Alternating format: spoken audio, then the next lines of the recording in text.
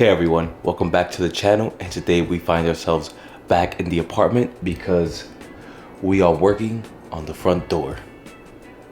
And what we're gonna be doing in the front door is making a couple of holes. Number one is in the bottom of the door, I have an automatic door sweep. A door sweep is what goes in the bottom. For example, let me show you here. This is a door sweep. It's like a piece of rubber that goes from the bottom of the door to the floor and makes, no gap down there. This one is automatic, so when this is sticking out through the side of the door, as soon as the switch hits the door frame, which is right there, when it closes, this pops down, as you can see there, and creates a seal between the bottom of the door and the top of the floor. So, we won't have that sweep touching the floor every time it swings open. So it's something that high-end doors have, and I wanted to have it in my door because I'm trying to make this apartment as high-end as possible, just in case someday in the future I want to sell it. I could say that the door comes with a door sweep. So the first thing we're going to be doing to find the placement of this switch right here is we're gonna find the middle of the door using this amazing tool. And the way that you use it is you put this down like that. Actually, we could do it live right here. Let me just move this.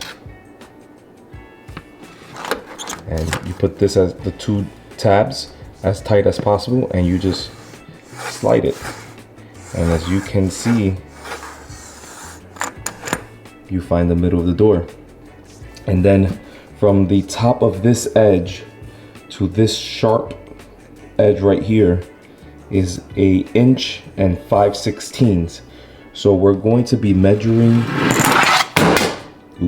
we're going to be measuring from here to 1 inch and 5/16, making a line there, and then making a hole with starting off with I think this is 1/8 of an inch, and then stepping up to a 1/2 inch bit like this one. And from there, we are going to be able to get the switch that pushes the door sweep down to work every time we close the door.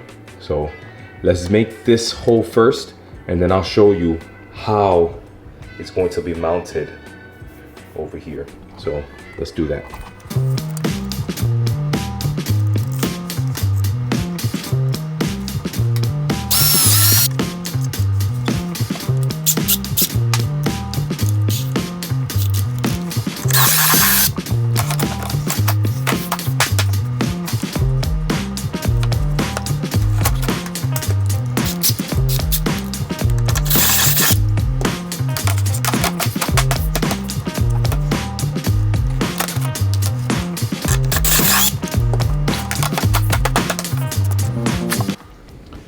So we made the hole. I ended up using the big step bit instead of the 1/2 inch. And the reason why I used the big step bit is because there's a lot of play in here. And I can't really show it, but there's a lot of play in here. And this piece, which is the button that pushes this down, as you can see. So when it gets pushed in, better said, this gets pushed down. This is closer to this edge. So when I made the hole with the smaller step bit, it wasn't lining up good. So I just made the hole bigger with the big step bit. So that's that. It came out good. We just need to take off that plastic piece, take a flathead screwdriver, spin it, and it'll stick out just a little bit, maybe like 1/4 of an inch around there. And then this will work. Every time the door closes, the button will be pushed and this will drop. So yeah. The next thing we're going to be doing, let me move these things out the way, including the light. Although this is fit pretty tight, we have to screw it in place. Now, it did come with some screws, if I could find it. I can't find the screws, but it came with some cheap screws. The screws work, but they only work on wood doors, and since this is a metal door, I wanted to try something new. which is using this 632 self-tapping bit. So I'm going to be doing a test like around here to see if this bit will work. If it does work, we will be able to use a 632 machine screw to screw these in, and it will hold this in place. I've never used this before. I bought a couple of these. I bought like 3 of these just in case it, you know, snaps, and that's my fear. I have a couple more.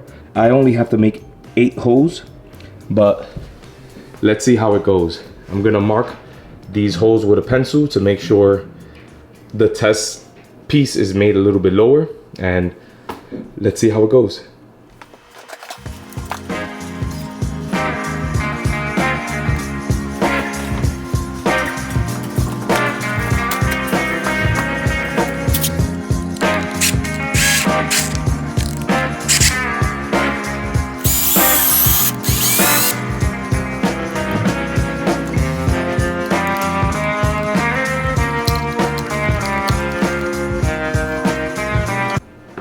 This came out perfect. It's literally my first time using this bit. It's a drill bit and tap all in one. To drill and tap is just one task. It worked perfectly. As you can see, this is holding its place. We are going to have to cut this to length, and we'll do that as soon as we make all these holes, like the one that goes here, here, here, and here. As soon as we make those holes, we'll cut this to length, put it on, make sure it all fits and works well with each other, and we're good. We might have to make these holes just a little bit bigger, but it's as easy as taking a bit and rounding it out. Also, let me show you.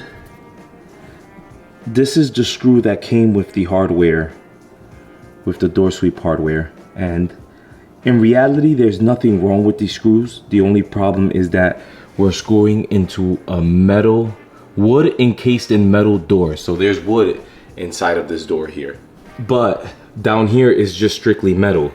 When using these screws, if you don't make the hole to the perfect size, or like one size smaller than what it is, the head snaps off, and what you end up with is wherever these holes are, you have a screw without a head, and you can't drill it out. There's nothing you could do about it.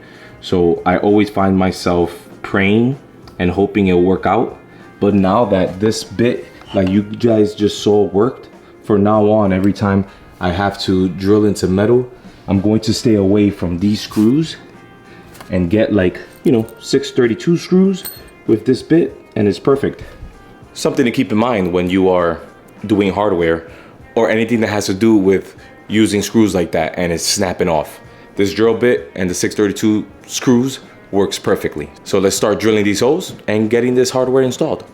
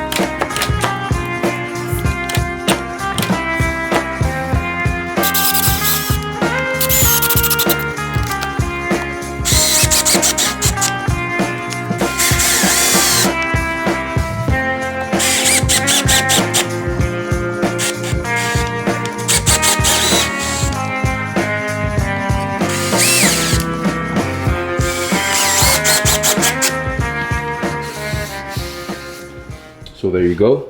Everything is working perfectly. This is sticking out about 1/4 inch. So as soon as the door hits the door frame, that comes out like so. When you open the door, it recesses back into its cavity. The 632 screws worked perfectly, as you guys see, and this is ready.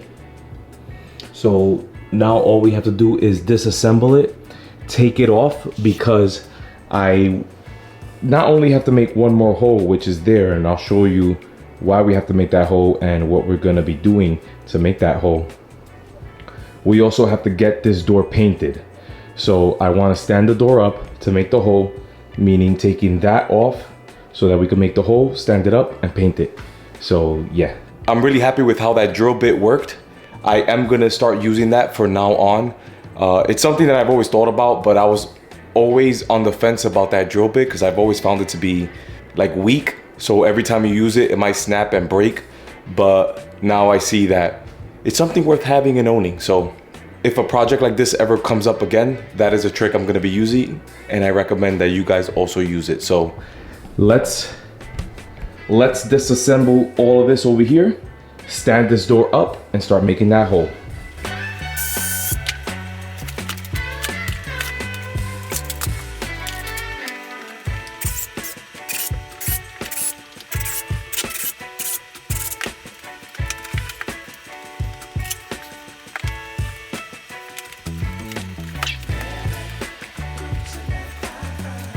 Okay, now that we have the door up, I'm going to show you how I found these two lines, starting with this one. This line is the middle from this point to this point, which is 4 inches, because from here to here is 8 inches. We find the middle of the lock set, and it's 4 inches from this point to here. We have 4 inches. Then this line going up and down vertical is the offset. So from here to here is 2 inches and 3/4, because this is a 2 3/4 inch offset.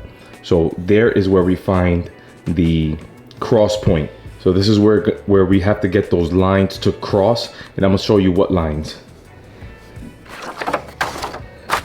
These two lines on the template. This is the main line, center, right here. And then vertical line is this line right here. So the trick that I do is I cut a little window here, as you can see, and a little window here, so that when I put the door, the template on the door, I look for the line. Let me see. So right here, you see the line? We are lining up with that line. Now we have to move it to the left or right.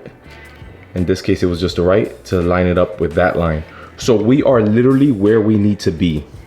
But for added security, the hole that you guys saw before, is right here.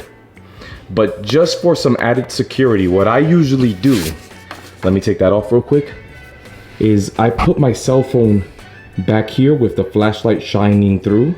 Let me put the camera down so I can show you. So I put my cell phone in place with the light shining through, as you can see.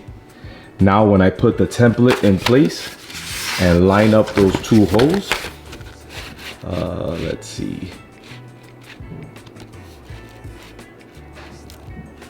We're doing this live, people. Right there, as you can see, this bottom hole lines up perfectly. The people that made the door made that hole a little bit too big, but it's fine because the rosette is gonna cover it. You guys are gonna see me install that once the door is painted, but this is the number 4. We have to do the turn knob hole, so it's gonna be number 3.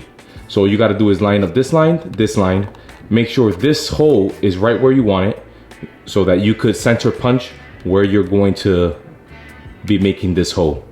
This hole doesn't have to be too big. I'm going to start with a 3/8 just to make sure everything lines up. As soon as I see it lines up, I'm gonna use a 1/2 inch bit, and maybe if it doesn't line up good enough, I'm going to use a step bit.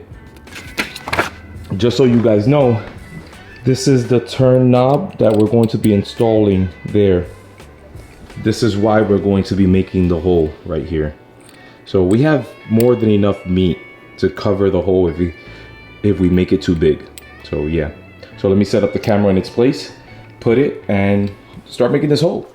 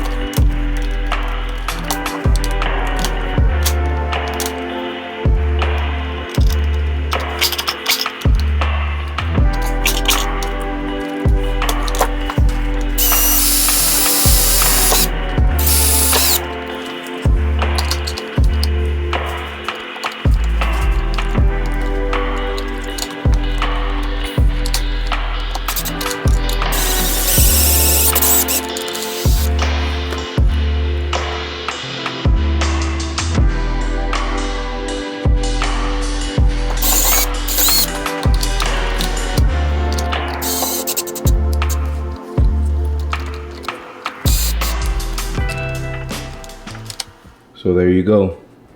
The knob is in place. We've made the hole, we got it in, and it's looking really good. Look at that. By the way, just for those that don't know, this door lock is called a mortise lock. So instead of it being a cylindrical lock, how people are used to, the guts and everything are inside of the door, and we have a built-in deadbolt. It's safer, it's more secure, and yeah. We made the hole, everything's looking good. This is flush and inside of the door. I did have to go with a step bit. I went from a 1/2 inch to a 9 16 just to get the whole entire mechanism inside the door, because it was sticking out just a bit. But that's in and it's looking good. So all that's left to do now that all the holes are made and done is to get this door painted. We gotta paint the door, because I do not like to get the hardware in and then paint around the hardware, because it doesn't look good. The next video will be me painting this door. Also, as you guys saw, you know what? Let me take this top screw out, because that's where the problem was.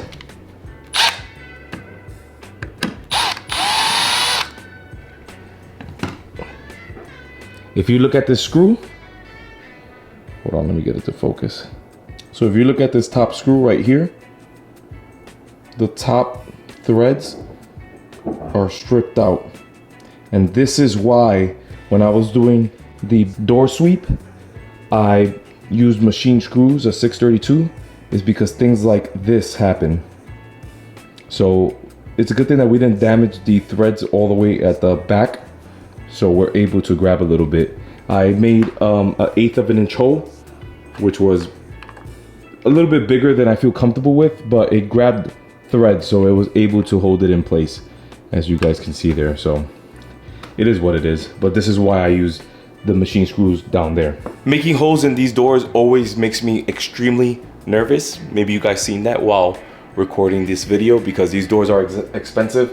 If you do make this hole in the wrong spot, you have to go and get Bondo, you know, fill it in, sand it, make it look good again, and then make the hole all over again and make sure you make it in the right spot. But you usually get it right on the second time when you mess up the first time. But I have a lot of experience doing this. I've been doing this for a long time. I worked with a locksmith for a very long time, and he showed me all his tips and tricks. So I'm able to do this with confidence, but it's pretty simple. With the trick with the lines and the flashlight, usually a phone flashlight. I like the phone flashlight because it's nice and thin. You get to tape it behind the door. You usually get this in the first shot. So I highly recommend it. And yeah, now all that's left is to paint this door, prep it, get it ready to hang. We are missing some parts like the hinges and the cylinder, so we're able to lock the door from the outside. And we're also missing the hardware for here, but I'm gonna order that at a later time. It's available at Home Depot, so I'm not even worried about getting that in time. So yeah, so in the next video, we're going to be painting this door. It's kind of the same like painting the cabinet doors, but on a larger scale. So that's what we're gonna be doing in the next video. And if you learned something new, you could show me by giving me a like. Any comments or questions, leave it in the comments down below. If you're interested in seeing this door painted with its hardware installed and getting installed over here, consider subscribing. And I hope to see you guys on the next one. Thank you.